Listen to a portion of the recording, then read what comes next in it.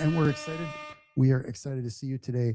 It is I, Rayford Dalton Palmer, and Rahul Iyer. We are here today to host you for yet another journey into broadcast excellence in divorce. So, we've got some exciting news for you today because we've got an update on the Coldplay Kiss Cam lady.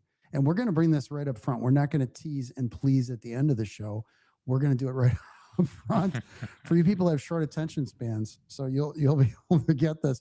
But please like, share, and subscribe before you click off. But actually, no, listen to the whole show, please. Okay. We're talking about Amy Schumer and Chris Pratt. That Chris Fisher. Sorry, no. Not Chris Pratt. Not that we know of anyway. Pratt. By the way, great name on his handle on Instagram is Pratt. For those of you who are Chris Pratt fans, influencer response. There's an interesting new type of registry we're going to talk about. Also Indian divorce law changing, and since India is a huge country with a giant population, and has both a deep religious tradition, but also English common law. It's a very interesting kind of hybrid. And they've had a fairly major change in their divorce law we're going to talk about. Rebecca Gayhart's divorce update, which I did not know was going on, but apparently it has been for some time.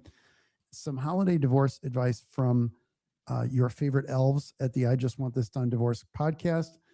And then 7 signs someone's unhappy in a relationship, an article in Psychology Today. Some Tinder using AI, which should be interesting and a little scary. Bill Ackman is a billionaire. His advice on how to meet ladies for you guys out there, especially you divorcing dads and need to find a lady. This is some lovely, good, strong advice. And then Hinge's founder making a new move in business we're going to talk about. Okay, kicking this thing off, let's go right into it with the Coldplay video story. So this is beautiful. This is a story in People. My mom used to subscribe to People, and it came out every week. The magazine would get mailed to our house. Good, slightly trashy, but good celeb articles in there. The headline is, exec caught on Coldplay kiss cam with married boss breaks her silence. Okay, so I'm going to not read the rest of the headline because this is funny. Kristen Cabot was with her boss Andy Byron and friends at a Coldplay show in July when they were caught on camera. You remember this was all over the internet and made the news too. Basically, Coldplay had a kiss cam like you would see in a baseball game, right? And it was going around to show different people, and the people would be kissing or whatever. And it briefly stopped on this lady and her boss. And they were kind of canoodling. And instead of just kissing, which probably would have been the better move, they saw they were on the screen. And you remember, she disappeared. She collapsed, melted straight down under the railing, and you couldn't see her.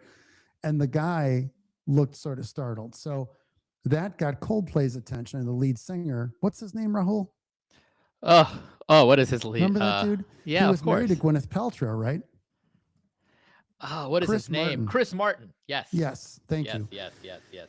So Chris said something during the concert. He's like, "Hey, what's the jokingly, deal?" right? Yeah. He jokes about it. And it's like, "Hey, what's going on up there?" And of course, that made everybody pay attention to it. Had those people just had a little smooch, the camera just would have kept going, and it would just been, nobody would have paid any attention. What do they call that? They call that the Streisand effect, right? I think it's where you try and hide or, censor information, and it makes it even more. It puts even more light on it, emphasizes it even further. So right, it's if they, like you said, just sort of ducked or just pretended just kept kissing, it would have just panned off, kept panning. Yeah. A little smooch and nobody would have known the better. Instead, they made it into this whole show, and we know what happened. It melted down. He went actually supernova. By the way, trial lawyer tip: if somebody says something that's really ouchy for your case, if it's objectionable, fine, but make just a really low-key objection. Don't freak out about it and make a big objection, because you're underlining it. If there's a jury, especially, you're underscoring the thing by making a big deal out of it. And sometimes it's better to just not say anything and let it ride and deal with it later. Mm-hmm. All right. Little trot practice tip for you guys, little bonus. Okay, so this is great. She broke her silence after months after a mega viral clip of her and her boss at Coldplay concert upended her life. Well, what upended her life was kind of going with her boss and canoodling. I think the clip was secondary. This is amazing. And she was HR, wasn't she? Wasn't that the case? She was the she was the head of HR at That's this right. place, and they weren't married to each other. Mm-hmm. Here's her quote: "I made a bad decision and had a couple of high noons," and it says, in helpfully, People Magazine has in parentheses alcoholic, just in case you folks out there don't know. By the way, official drink of sorority girls everywhere. How do I know? My oldest stepdaughter is a recently graduated sorority girl, now in law school. My youngest stepdaughter is a sorority girl currently in high school, and they can verify this. Not high school, not high school. Oh, college. Thank you. She graduated high school. She's now in college. She's not drinking while she's in high school. Correct. But I can vouch for the fact that this is the official drink of sorority girls everywhere, and also ladies of all ages, apparently. So this is the new wine cooler. You know, back in my day, as they say, it was Seagram's wine coolers. Okay. Although you had those Smirnoff ices, right? Remember those? That came a little later. The Smirnoff Ice, yeah, the Seagram's Golden Wine Coolers, famous ad by the great Bruce Willis back then when he got into his blues singing phase, which was that's right, as bizarre as Don Johnson with his rock and roll hit, which was a true thing. Okay. In the first interview since the fallout, it was quickly known as hashtag Coldplay Gate, of course. Everything's a gate, right? Everything is a gate. And hashtag, I made a bad decision at a couple high noons and danced and acted inappropriately with my boss. Well, yeah, I would say so. This message sponsored by High Noon, right? Yeah, that's right. Sponsored by High Noon. By the way, High Noon, if you want to sponsor us, we also welcome several cases of your beverages. Yeah, send over the tequila seltzers, especially. That's the kind I go for. The tequila seltzers, not the vodka ones. Lovely, exactly. And this is not an ad for alcohol because we get in trouble for that. But we're welcoming the quiet sponsorship. We will not do advertisements, but we might prominently display the cans behind us or something on the show, or we'll just drink it while doing the podcast. That'll make it even funnier. All right. So she says, and it's not nothing. I like that line. It's not nothing. It's not means something. I guess it's something. But talk about downplaying it. I know, right? When they say, then she says, I take up accountability and I gave up my career for that. Okay. When you say you take accountability, but you say it's not nothing, you're kind of minimizing it. Mm-hmm. She said, that's the price I chose to pay. I don't think you chose to pay the price. You paid the price. Uh-huh. Had you had the choice, you would not have paid any price. It's like lining up for Disney and going in is choosing to pay the price. You know? That's exactly right. That's choosing to pay the price. And it is expensive. Uh-huh. All right. And those kids, after about 2 days, 3 days, folks, Disney's enough, you know. Okay, go do the rides in the morning, in the afternoon, go back to the pool. No, that's my advice on that, or my experience share. Okay. Cabot and Byron were friends at the Coldplay show at Gillette Stadium in Foxborough, Mass. on July 16 when they're shown together on the kiss cam with arms wrapped around each other. I mean, come on now. Chris Martin joked from stage that they might be having an affair. Well, Chris, that wasn't a bad guess. We don't know, but it is suspicious. Mm-hmm. Sus, right? Sussy. Sus, as they say. Yeah. Hashtag sus. The video racked up 100 million views within days, turning Cabot into what the New York Times described as a punchline and a target almost overnight. Prior to the moment, Cabot told the UK newspaper The Times in a separate interview, she had a, quote, big happy crush on her boss. That's a quote. By the way, what are you doing? Mm-hmm. Who is telling a newspaper this stuff? Yeah. I definitely thought this is a quote, I definitely thought he was a good looking guy. And I had that thought of, if I didn't work here, Cabot said, what? Yeah, I forget about the fact that he's married and all that stuff, but and she's married, right? So wait, what this is saying is Cabot told this newspaper before the incident, or does she?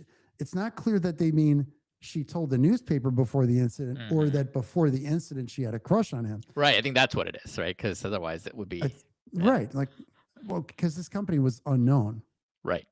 until this happened. Well, the funny thing is, she's not making it better. Mm-mm. How is this better to say you had a crush on him? The status of Byron's relationship remains unclear. Well, we can guess. It's probably right, Rahul. It's probably not amazing. Exactly. Nonetheless, I didn't think my separation would have come as a surprise to Byron, but his definitely did for me, Cabot told the Times. To have someone else going through it at the exact same time that you can talk to was an amazing support. So we're turning a negative into a positive. This is actually very good. They're Mhm. both getting separated so they can support each other. I know. Look at that. Fascinating. Isn't that nice to be there for each other? Yeah, at the time, Cabot said she and her second husband, so she's on number 2 when this Mhm. went down, the CEO of a rum distillery and a member of one of Boston's most storied families. Was it like Ah. Paul Revere's? Yeah. They were going through an amicable separation, which his spokeswoman, you got to have money if you have a spokeswoman, previously confirmed to People. My immediate reaction was, holy S, Andrew's here. Cabot told the Times of that night at the concert with Byron. Like, shocker, didn't know he would be here. Mhm. Crazy, we're both at Coldplay. And sitting next to each within- other. What do you within mean? Our 2 seats are right next to each other. I mean, it's what are the chances? I know. We're in the middle of incredibly and amazingly amicable separation. I was worried I would embarrass him. He's an amazing guy and doesn't deserve that. Okay, this is so wild. I know.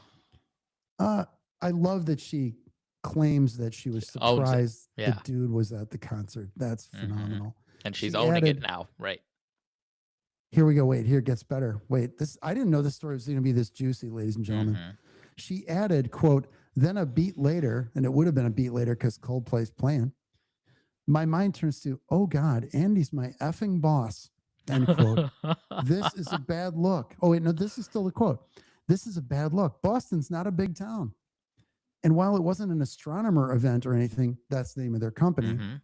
there could have been investors or other staff there. Oh, jeez. What? And 50,000 Oh. people. Unbelievable. 50,000 Bostonians She aside. this is just crazy.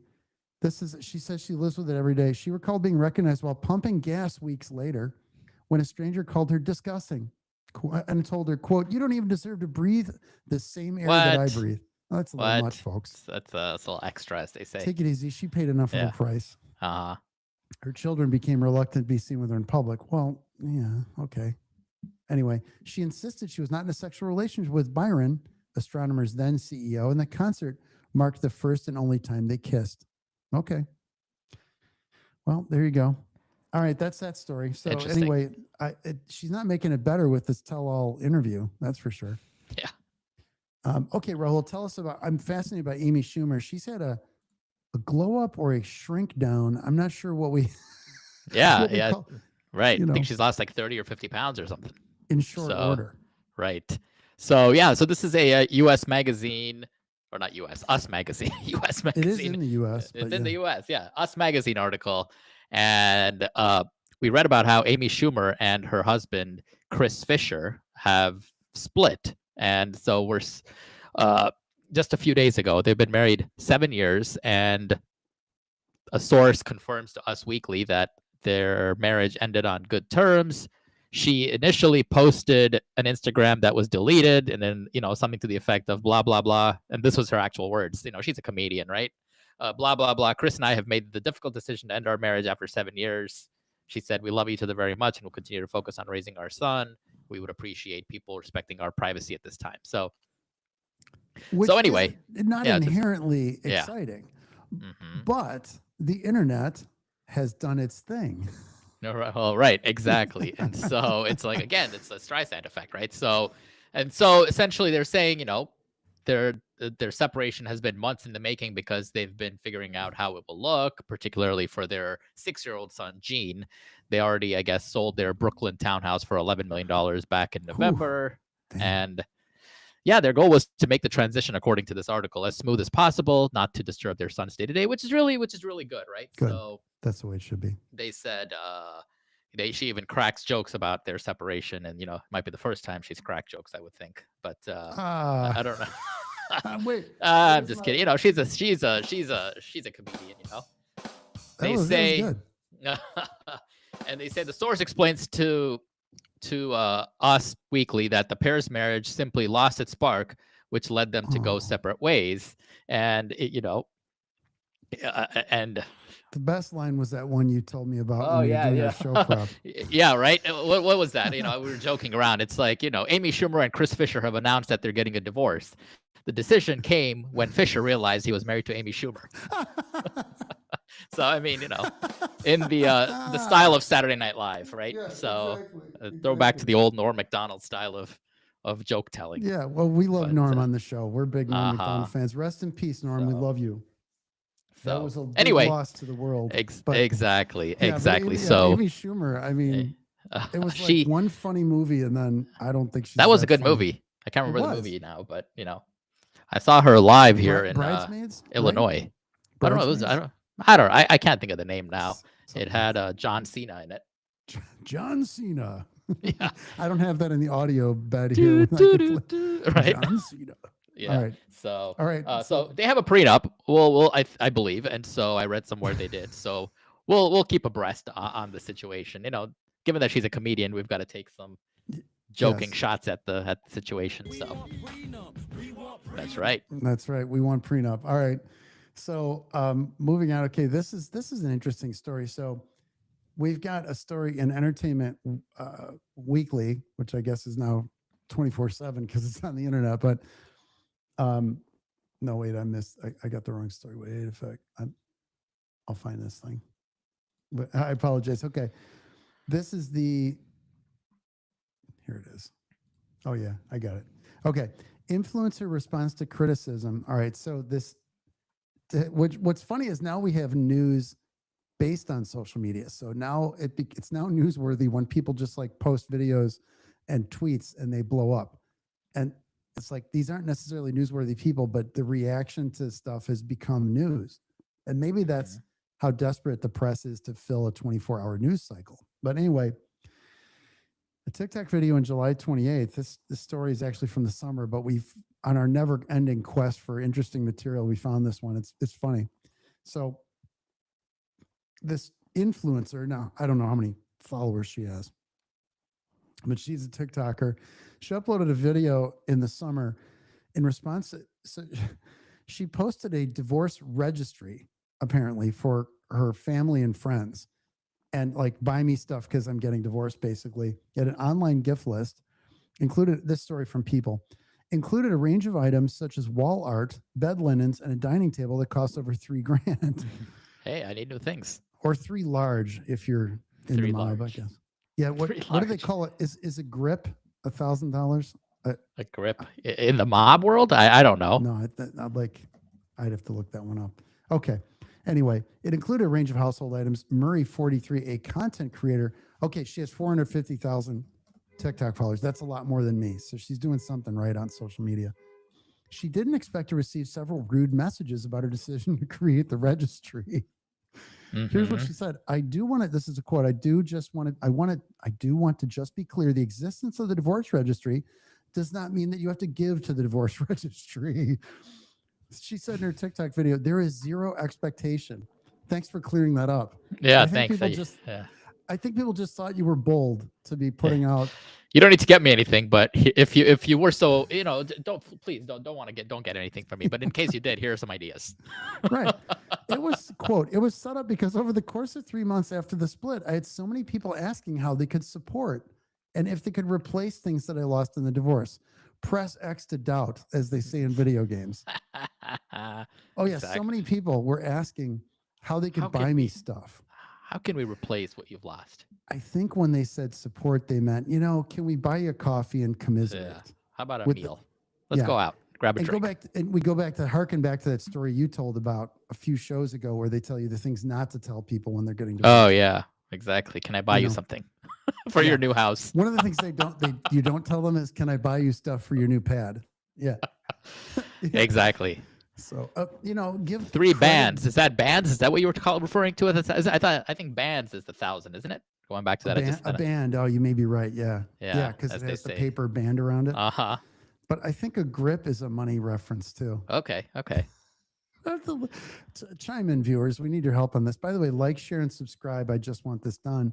You know, we bring education and entertainment, and we don't bore you guys. All right.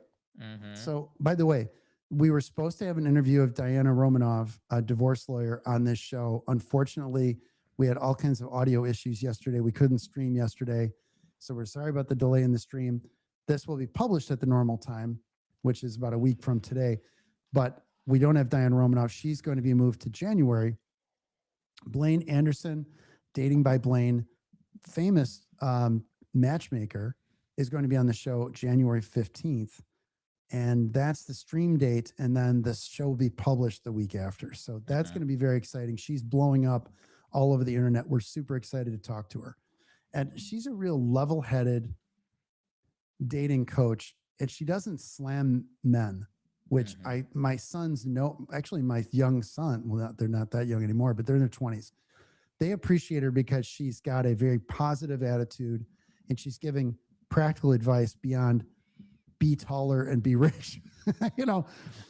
And so, what can I do to get better at my dating stuff? You got to be taller and you've got to be richer. Yeah, she gives actionable intel on how to do things. And get a different face while you're at it. Yeah. Yeah. Change your face. Everything about you. Do some roids. Yeah, exactly. Become a different person and you'll have better luck. Change everything about you and then things will go well. Okay. Yeah. So then she says, let's see. She's says she isn't good at accepting or asking for help. Oh, that's interesting.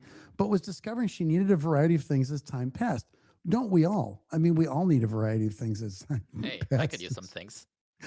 I'm right. I mean, if we're giving things out, maybe I should just make a registry for just life. S&Gs. Call it an ongoing marriage registry. Right. We're still married and we need things. Exactly. The influencer alleged the majority of people who reached out and donated but experienced being in her position themselves. Okay, well, I guess it's working. Appearing to hold back tears, she said, quote, folks have been through this before, understand the reality, understand how difficult it is to deal with the logistics or logistical part of all the physical things you lost at the same time as having your life foundation and future ripped out from underneath you. Okay, so I will say this in all seriousness.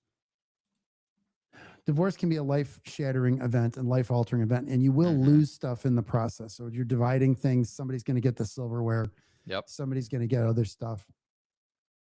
But it's probably how you approach it that is important. And nobody knows. When you have 450,000 followers, people think you're kind of famous, and they sort of assume you have money. So, and I don't know what her content is, but they're watching that too. So they see that and they're like, well, this is a money grab, or they think maybe it's a money grab and it looks like low rent is the thing. So it's perception, right? So I've heard of divorce parties, but it's the first time I've heard of a divorce registry. So, yeah, but I kind of get where she's coming from, but it became, this thing went viral. It blew up big time. Then a couple of people commented and said, oh, we think it's a smart idea. Anyway, if you're going to do something like that, just tread lightly and maybe share it with the people you think really want to help and understand your plight.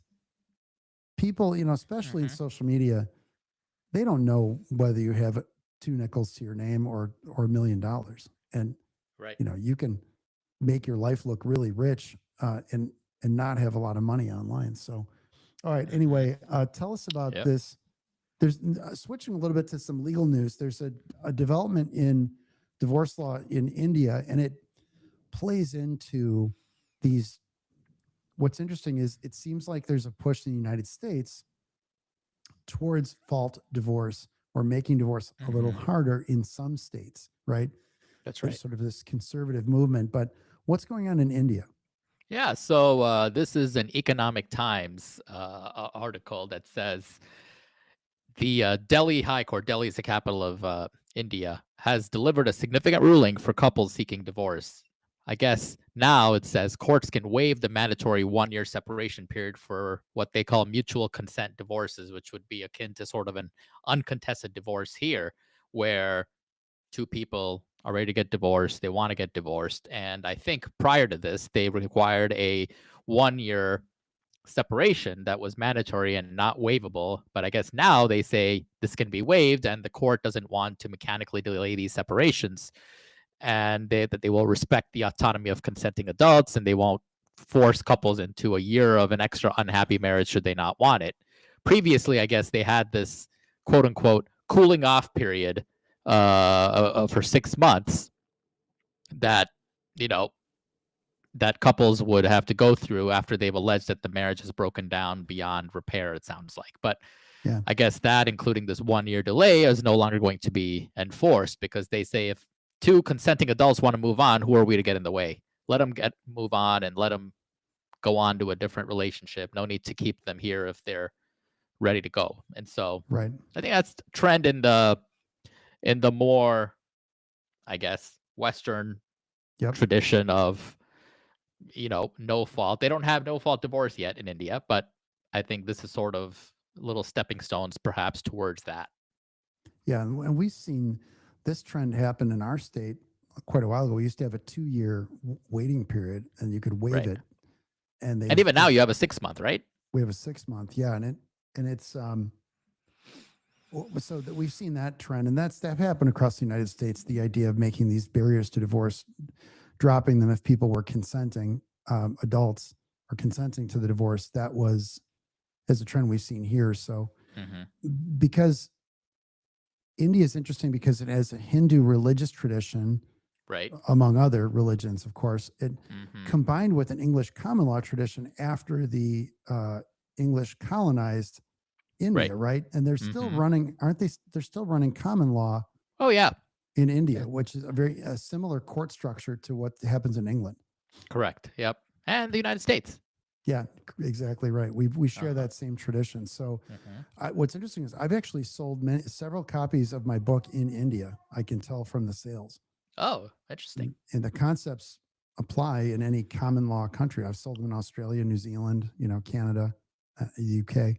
Mhm. So we keep an eye on these legal trends too. And when we have any significant legislation to tell you about in the United States or some interesting stuff in foreign countries, we want to tell you about that because it's interesting. Okay. Another celebrity divorce item, Rebecca Gayheart. I'm going to tell you about this one. Let me find this story. This is interesting. Rebecca Gayheart moves to dismiss divorce from Eric Dane. Now, so the interesting thing is, I guess they're staying married. Rebecca Gayheart and Eric Dane aren't divorcing after all. The Jawbreaker, this story from Entertainment Weekly, links in the show notes as always.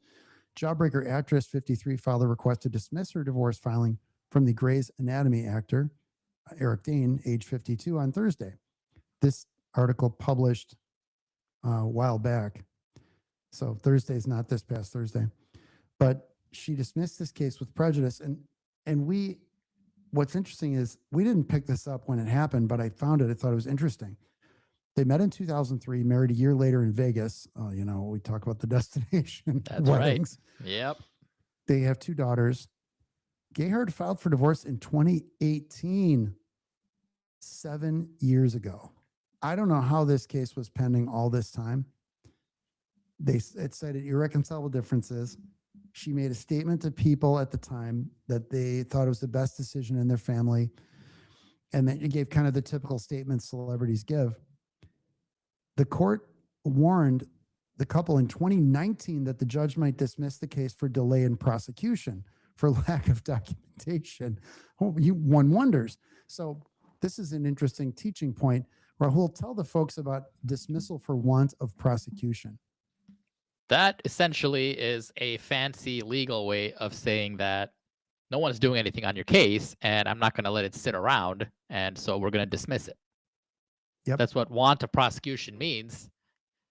You are the court is left wanting for you to do something, and so if you're not doing anything, exactly. So we'll dismiss the case. You can obviously refile or vacate the dismissal. Want of prosecution dismissal, but you got to do something. which we call a DWP. The courts Yep. call it a DWP around Yep. here. And Yep. you get a chance to refile. You get a period of time in which you can get back in on that case. One of the interesting things about divorce, Rahul, is the statute of limitations, right? There is no Right. statute of limitations, whereas you have personal injury case or breach of contract, there is a limit of time in which you can file these cases. And when you have a case DWP'd, the problem is you might fall outside of that statute of limitations and not be able to ever refile. But in divorce, you can always refile. You can always refile because you're always allowed to get divorced. Right. So just because this case is dismissed, or if it were dismissed for one of prosecution, either of them could have refiled easily at any time. Right. But what's interesting is they continue to co-parent together. They went on a European vacation in 2022, hanging out in Mexico the following year. She was the spokesperson for Noxzema in the early 90s. She later was in Beverly Hills 90210, Urban Legend, and Jawbreaker. Dane's known for his work on Grey's Anatomy and Euphoria. Interesting. Okay. And she hasn't appeared on screen since Once Upon a Time in Hollywood. Great movie, by the way. That was in 2019. I didn't think it was that long ago. But that's the scoop on them. So I don't know why the court didn't dismiss this case a long time ago, but they must have done enough to keep the court happy. 7 years is nuts, though. Anyway, they're back together, so we'll see how that goes. Good for them. So moving on, Rahul, let's talk about the holidays and divorce. This is something we frequently get asked about. We have ongoing cases with clients. We have clients who've been divorced who are dealing with their first holiday since they've been divorced. So what counsel do we give people when they say, they call us like this week, right? And they say, my ex-husband or my ex-wife is not going to agree to bring the kids over Christmas Day. Let's say it's something that's not in compliance with the parenting agreement. Right. And these parenting agreements will say Christmas Day is with dad this year and Christmas Eve is with mom this year. And then next year it flips, or there's a number of ways to slice it.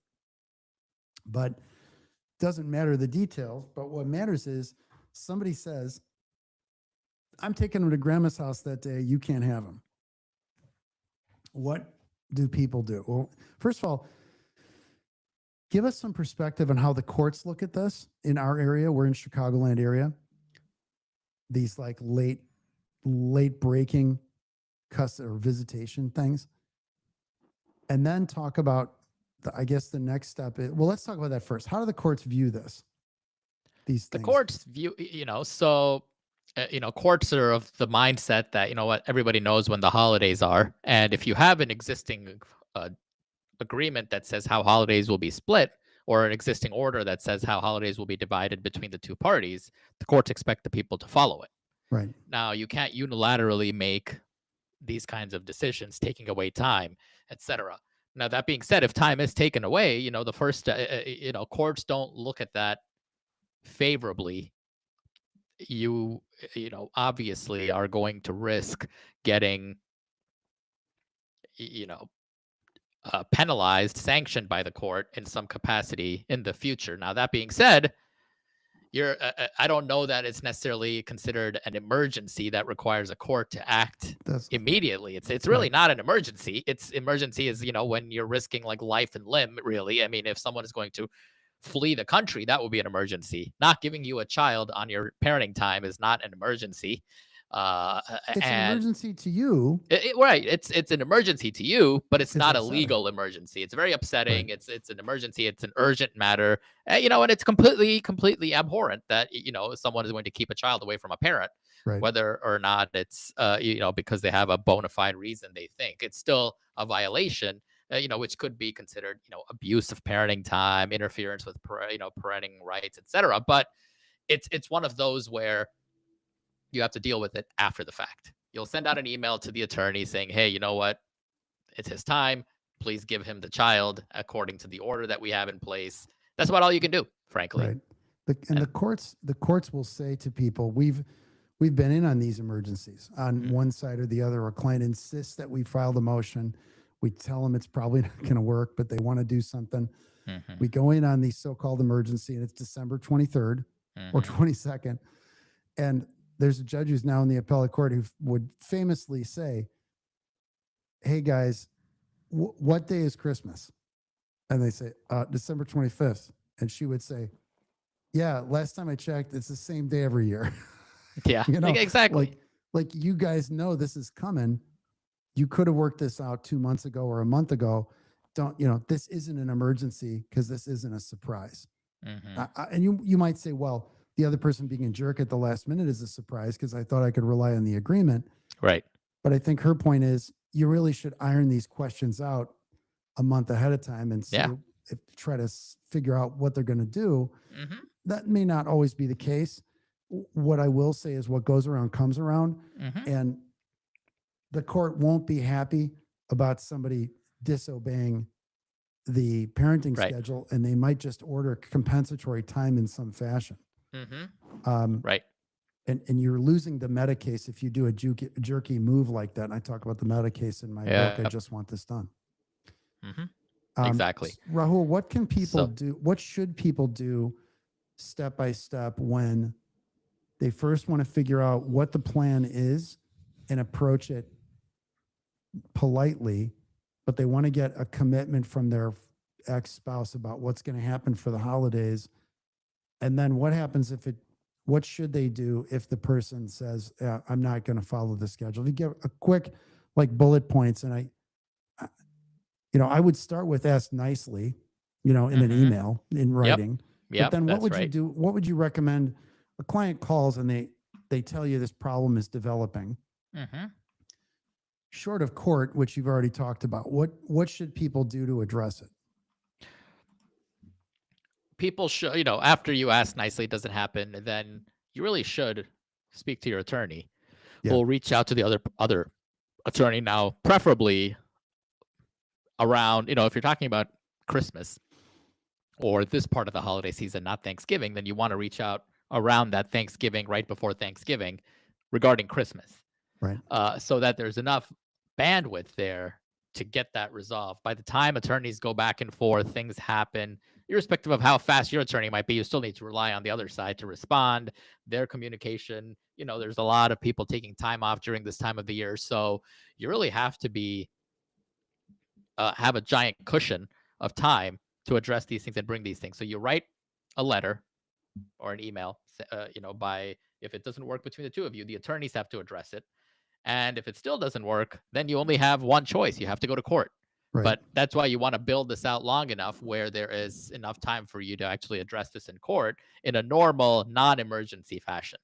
Exactly. Versus, rushing in on the 11th hour saying, oh, I just found out I'm not going to get Christmas. Well, Yeah. what'll the judge say? Well, you should follow your orders. This is not an emergency, but make sure you follow all your orders. Yeah, that's exactly right. Best practice to tee up the issue early, like Rahul said, just to Mhm. recap, set them up, get an answer, and a non-answer is an answer. So Yes. if they don't answer you, that's enough to bring emotion. If they refuse to answer and they're Mhm. being mysterious, that may well be enough to drive. I recommend dealing with an actual answer, but a non-answer in a way is an answer, and you have a problem that Right. you need to escalate. And maybe your attorney can start with an email or a call to the other lawyer before they file a motion. Right. Again, when there's enough lead time, you can do these things. Mhm. So we know that's tough, but that's the best way to address it. Unfortunately, that's all you can do, right? Yeah. Mhm. What's best practice with the children themselves and dealing with the holidays? And this is more counseling what level sense? stuff. Like in what sense? Like, well, what I'm getting at is, I could just talk about it because I've been interviewed on this whole topic before. It's like, how do we treat the kids during Christmas and the holidays, especially if it's the first holiday since the divorce? They're going to be upset because things aren't sure. going to be the same. Yep. Mm-hmm. So especially for young kids, the more you can keep things the same Exactly. as they were, and they see their grandparents the way they did before, and they maintain similar schedule, even if it's uncomfortable for both of you. If you can stand to be together for those days and your family can deal with it, then, and talk to a counselor, counselor's experience with this, with children about this. But the more things you can keep the same, especially with relatives and their routine, the better. We had Christmas. I didn't do the 2 Christmases thing when my boys were fairly young. I had a 14 and a 10-year-old. Were they 10? No, 18 and 14-year-old. And we did Christmas in their home. I had already moved out, and in the house like we always did. And they came down the stairs, and we had the tree with the presents. And my ex was great about that. And we treated it like any other Christmas. I know the boys had a hard time, but we made it less of a hard time. And we maintained their schedule in terms of, they went to my former in-laws. They went to their home like they always did on Christmas Eve. That was always a big deal for their family. And went to my family on Christmas Day after we did Christmas at the house, which it kept up the traditions as much as we could. And that makes it as best of a tough situation as you can. And obviously, no fighting between the two of you, no nasty looks, no comments. Kids pick up on all that stuff. Oh, yeah. Just keep it light and focus on the children. Yep. So absolutely. That's our suggestion. They didn't sign up for this, so they shouldn't pay the price. Yeah, right. They didn't get a vote. And so it should be a fun Christmas for them, or as nice as you can make it. And maintaining the traditions to the extent you can is great. At some point, you might remarry. He or she's going to remarry maybe, and you're going to have to change things around, but you want to do your best to not jerk the kids around. And it's going to get difficult when your new spouse has their family. Yep, their tradition. And you're going to have to keep it focused when the kids are young on the family they know. Right.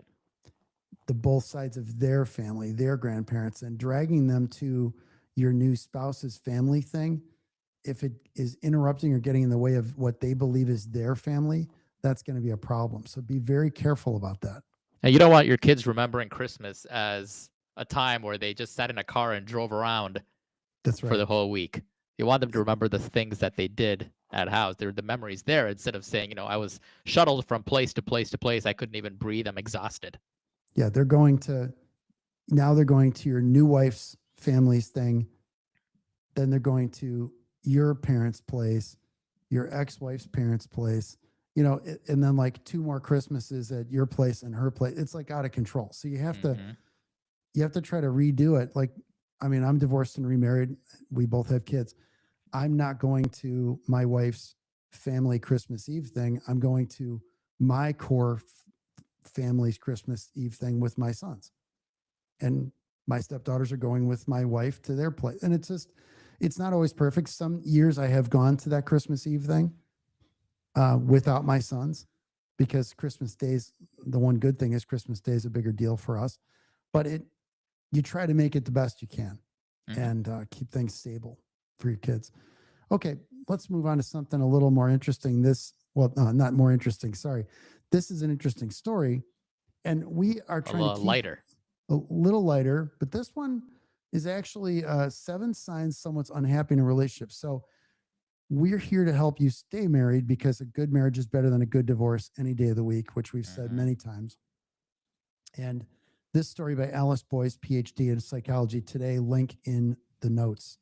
This is a very recent story. It's good to identify problems in your relationship early, because you can address them early before they become huge problems. So identifying this and being tuned into your partner is very important. An unhappy partner will, 1, sabotage the other person's goals. Okay, they won't support them. They won't make an effort to help. For example, not helping their partner be on time for a class, sabotaging somebody's trying to improve their sleep, not trying to be quiet when somebody's trying to focus. That's 1. 2, trying to weaken ties between their mate and their supporters. Like if they're getting divisive or divisive, depending on how you pronounce it, between your spouse and their family, or you're getting in between them and their friends, that's showing a sign of trouble in the relationship and a lack of respect for you. They deliberately hit your emotional raw spots. Sounds pretty obvious, but if they're poking you, stirring up trouble, making you upset about things you they know are your weaknesses, that's not a good sign. Okay, I don't like this term, but I don't know where this came from. But have you heard the term yuck the other person's yum? No, I have not heard that. It's I started hearing this a couple of years ago, and I don't know why I have a visceral reaction to this term, but let's just say like bum somebody out or, you know, rain on their parade, please. Like something like that. Yuck the other person's yum sounds like some childlike thing you would tell Yeah, kindergarten kids. yeah, I don't like that at all. I don't like it when adults talk like children, I guess. Yeah, exactly. It's very cringe. That gives me the ick, as they say. Yeah, it gives you and we'll talk, there we go. It gives you the X. So that gives you it's yucking your yum, I guess, ironically, right? It's like Job Your Love, that thing that came out recently. Love Right. Your Job. No, Job Your Love. Mhm. So yucking the other person's yum, it's kind of obvious. It's don't rain in their parade, meaning this is a subtle pattern and less obviously harmful. I'm quoting the story.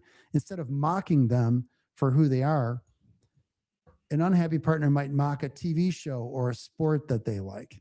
You know, they're like jacking them, you know, messing with them about this stuff or teasing them. And it might be minor digs, you know. Now, some of this you have to distinguish playful teasing from people trying to really take a shot at you. Right. You know, you Right. might just have a thin skin. So Mhm. here's another one. Criticize non-excessive self-care. I guess that the emphasis is on non-excessive, that they wouldn't criticize anyone else for. Okay. So if you're taking care of yourself like a gym membership or something, and they don't diss anybody else for, they don't knock anyone else for doing it, but they're attacking you, that's probably an issue about you're being sabotaged. Like you're trying to, well, and this is interesting. Here's a deep-seated thing. If they see you trying to improve your health, fitness, or appearance, and they try to sabotage that, that is a sign of their own insecurity because they see you raising your number. We all know we have a number. You know, we're a 1, Mhm. we're a 5, we're a 10. There's an old Clint Eastwood line where he said in one of the movies, he's like, he says, I rate her a 2 because I've never seen a 1 before. Yeah. That's funny. Which is fantastic. Yeah. I give her a 2 because I've never seen a 1 before. In any event, we all have a number, and it's an aggregate of our looks, our career, our whatever, our mojo, take it, whatever it is. And we all know men's number is a little different than women. You know, people complain that men are just about looks for women and et cetera. We're not going to get into the gender wars right now or whatever. But if somebody's number, if the spouse gets married, let's say the spouses get married and they're both 7s Right. for whatever reason. And the guy starts going to the gym and he's pumping up and everything. He's whatever. He's looking better. He changes his outfit and all that stuff. First of all, she's probably thinking maybe he's having an affair, but she's maybe concerned this guy's moving up in the world and I'm feeling inadequate because his number's going up. And when people's numbers get way out of whack in a relationship, I'm going to Mhm. credit a guy named Athol Kay, Atholkay. When I was getting divorced, I read some of his stuff. And it's written from a guy's perspective, definitely. And he takes some of it from the game world, you know, dating game and day game Yep. and all that. Yep. And Yep. I know that's controversial, but some of the core stuff there is legit. And he talks about these numbers getting, if your number, Athol K says, you know, if your number falls in a relationship, let's say you get married in your 7s, your number Mhm. goes down, you lose your job, you're not taking care of yourself, you're a slob, your spouse gets mad because Oh, they yeah. feel like they're getting ripped off. That's right. They're like, I didn't sign up for married a- this. Yeah, Yeah. I married a 7. I didn't marry a 5. What's going on Yeah. here? And that can cause real strife. Well, conversely, if you're upping your game, they're like, they feel bad. 'cause it makes them- Insecure. Yeah. Exactly. So that's interesting. And I don't know necessarily. So I don't know if they're trying. What's interesting is 7 signs they're unhappy in a relationship. Well, yeah, or they're self-conscious or they're just lacking self-confidence. So it's kind of something to watch out for. Next one is keeping score. That's a big problem. And I call that not having a statute of limitations and double jeopardy to use criminal law code. So Rahul, what do you think about that? Like we know like the woman that beats up the guy, I shouldn't say women, but the person that beats up the other person for past crimes and misdemeanors from years ago, Yep. right? What about that? Exactly. I think it's bad, obviously, right? Because I mean, you got to let go. You're, either do something about it, which isn't sort of needling someone, keeping score, like they say, or you say, you know what, this isn't more. You can't just bring stuff up selectively. That's right. You got to go either work through it, address the issue head on. It's the whole passive aggressiveness and kind of remember that time you did X, Y, and Z, and I was cool Exactly. about it. It's like just stop. It's Right. what's the point here? You guys are on the same team, so it's And you like get to be mad about it once. yeah, you were already mad about it. You can't just keep bringing it up. Yeah, you can't just dig up stuff as ammo and beat people up about. Exactly right. Yep. 7, hold back positive comments about things the partner's proud of. You've got to reinforce people when they do good things. And withholding praise that's like some of that stuff. manipulative, like gaslighting, all kinds of stuff like that. That is really bad, insidious stuff. So I thought it was a great article. Check it out. Yeah, for sure. Good points. Next, these are kind of quick. So tell us about Tinder using AI. This is interesting. Oh yeah, basically it's it's an article from TechCrunch that says that Tinder plans to use AI to better understand its users and improve its dating app. It'll ask you questions and then will want your permission to access your camera roll photos on your phone to basically learn about your interests and personality. It'll see all the photos you're using, and it's basically to get a feel for who you are as a person, what kind of pictures you take. Obviously, huge privacy issues you can sort of see slapping you in the face with that. Oh yeah, dude. And yeah, exactly. and so I mean, it's a tough market according to the article. They're facing a tough market where young people are leaning away from online dating for their IRL experiences, and and so they're trying to sort of stir up things and see what can keep it going. And obviously giving AI unfettered access to your camera roll is whether or not you have anything in there that shouldn't be there or that's really private. I mean, everything is private, and just the fact that it's a breach of privacy, or not a breach because you're giving them permission, is just, I don't know how many people will be on board with this plan. Let's just put it that way. I agree. Seems like you're swinging for the fences here. Yeah, I agree. It's just interesting that we know AI is going to be kind of plugged into everything. So not a huge surprise, but interesting. And this, turning to more dating stuff. Bill Ackman, famous venture capitalist, Pershing Square Holdings, billionaire CEO, wrote, he posted his dating advice on Twitter for young men. And he said, many young men find it difficult to meet young women in a public setting. Okay, fine. Now I'm intrigued. Then he said, reflecting on his youth, he offered what he said was his old go-to line. Here's the quote. Get ready. May I meet you? Hey, I would very say polite. that we've already met. By definition, you already met the person just by saying that. So then the comments were hilarious. Somebody said this is peak Riz, meaning like charisma. Yeah. Somebody said this ain't 1850s United Kingdom. Yeah, literally, he had the post was so awkward and cringeworthy, kind of, because he meant well. But he said, this is the quote from his post on X. I hear from many young men that they find it difficult to meet young women in a public setting. In other words, the online culture has destroyed the ability to spontaneously meet strangers. I do agree with that sentiment. I think it's caused a lot of weird social awkwardness. As such, I thought I would share a few words I used in my youth to meet someone that I found compelling. I love how he says this. I found her compelling. Hey. I would ask, may I meet you? Before engaging further in a conversation. I almost never got a no. Well, Bill Ackman, do tell. Well, that's because you're Bill Ackman. Well, maybe this is pre-billionaire. Okay. If you're a billionaire, you could say anything, and you're almost never going to get a no. May I meet you? I'm Bill Ackman. May I meet you? Inevitably enabled the opportunity for further conversation. I met a lot of really interesting people this way. I think the combination of proper grammar and politeness was the key to its effectiveness. You might give it a try. Hey, I can't disagree. I thought it was funny. That was great. Yeah, that's great. Very interesting. obviously this thing went viral but okay, so my advice, and I don't know what you would say, Rahul, but is just say hi, say hello to people and introduce yourself. Hi, my name is Rafe. Nice to Right. meet you. And Mhm. what's your name? There's no line better than that. People are polite enough. If you're not creepy about it and you're upfront, you're smiling at somebody and saying, hi, my name's Rafe. Nice to meet you. They're, well, insert your own name. Well, it's like that scene from The Office, right, where Michael Scott becomes Date Mike, right, where he Yeah. goes into Pleased in to the meet me. pool hall. Hi, I'm Date Mike. Nice to meet me. How would you like your eggs in the morning? Yeah. Yeah. I'm Date Mike. Didn't he put his Kangol on in the car Yeah, before he came exactly. in the parking lot?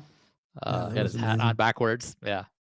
So then tell us about, to wrap this up, tell us about the Hinge founder. What's he up to? Yeah, so Hint's founder and CEO, according to this Fortune.com article, is stepping down to start a new AI first dating app. Uh, Justin McLeod is obviously the CEO of Hinge, and he says that he is stepping down to launch a new venture, AI driven dating app called Overtone, which was part of Hinge at one point and then is a spin-off now.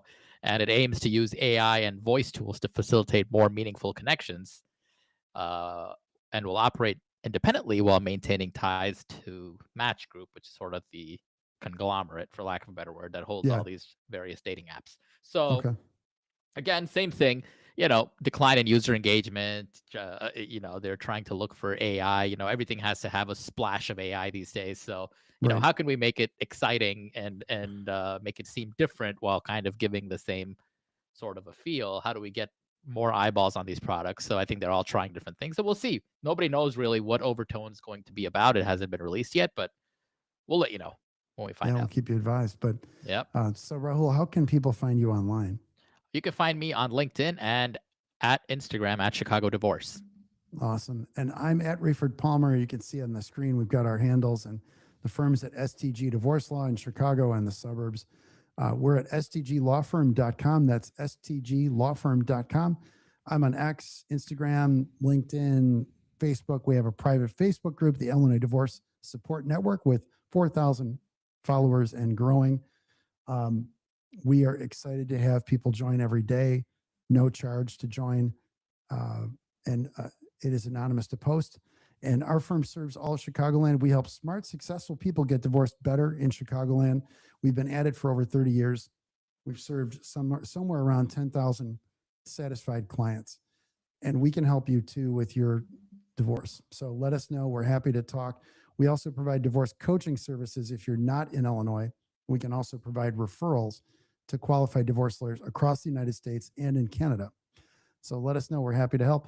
And I can also talk about my book. I just want this done. The book, or that name the podcast, How Smart, Successful People Get Divorced Without Losing Their Kids' Money and Minds, available on Amazon, Kindle, Audible, and where all great ebooks are sold. Working on a revised edition of the book with expanded stuff, including how to win your trial, which is not in the book right now. The next book I'm coming out with, which the draft is complete and being edited, is I Just Want to Know How Smart, Successful People Decide on Divorce Without Fear, Uncertainty, and Doubt. That's coming out Q1, so next quarter. And we'll have Audible version, Kindle, all that good stuff, hardcover, softcover. That book is to help you decide what to do if you're not sure about your relationship. I don't tell you what to do, but I give you the tools to help you decide. Thanks very much for listening. As always, like, share, and subscribe if you like this content. Let us know what you like. Let us know what you'd like to see more of. We're bringing more interviews to you in the next year. And we love doing the show for you. Have a great day, everybody, and a happy holiday. Thanks.